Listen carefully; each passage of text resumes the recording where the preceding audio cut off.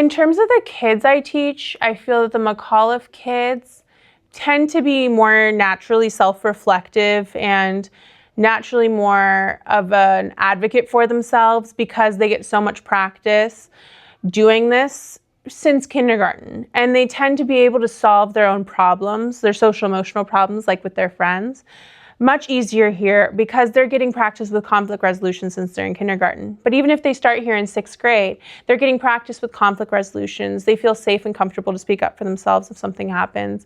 And we put a lot of emphasis on that social emotional growth and development. And so our kids, they become, I think as a result, more reflective, and they are able to work easier with others, and they are able to solve problems like that. And they are able to use I statements much more naturally because they have a lot of practice doing so. So overall, I would say the kids are able at this school to work things out, whether it's a social emotional, it's a friendship problem, or they're able to work out a logic puzzle because we do so much of that kind of conceptual logic puzzle problem of the month skill building in math.